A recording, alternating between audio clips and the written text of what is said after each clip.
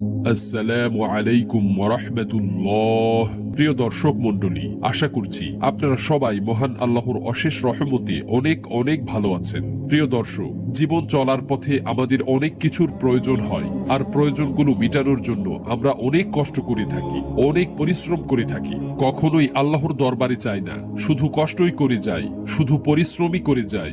কিন্তু আমরা যদি কষ্ট করার পাশাপাশি, পরিশ্রম করার পাশাপাশি মহান আল্লাহ তাআলার কাছে আমাদের প্রয়োজনগুলো পেশ করে থাকি, তাহলে মহান আল্লাহ তাআলা কখনোই আমাদেরকে নিরাশ করবেন না। তিনি অবশ্যই আমাদের ডাকে সাড়া দিবেন।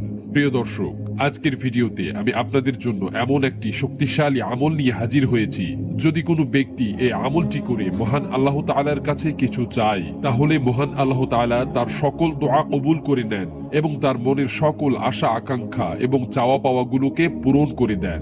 সুবহানাল্লাহ। প্রিয় বন্ধুরা, প্রতিটি আমল বা দোয়া কবুল হওয়ার পূর্ব শর্ত হলো অন্তরে দৃঢ় বিশ্বাস রেখে একাগ্রতার সাথে আমলটি করা। মনের মধ্যে যদি বিন্দু মাত্র সন্দেহ রেখে আমল করা হয়, তাহলে কোনোভাবেই সেই আমল বা দোয়া কবুল হয় না। এজন্য দৃঢ় বিশ্বাসের সাথে আজকের এই আমলটি করতে হবে। প্রিয় দর্শক, চলুন এবার আমলটি সম্পর্কে জেনে নিই।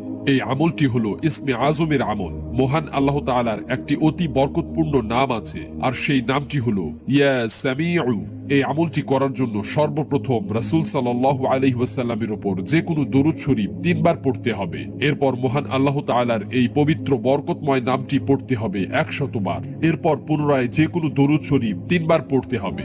এই আমলটি করার সময় কারো সাথেই কোনো প্রকার কথা বলা যাবে না। একেবারে গভীর মনোযোগের সাথে এই আমলটি করতে হবে। এই আমলটি যে কোনো সময় আপনারা করতে পারেন, তবে সবচেয়ে উত্তম হলো ফরজ নামাজের পরে এই আমলটি করা।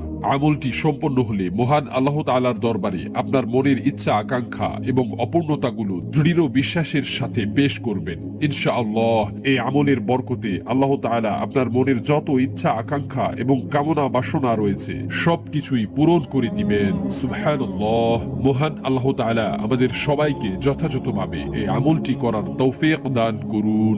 আমিন।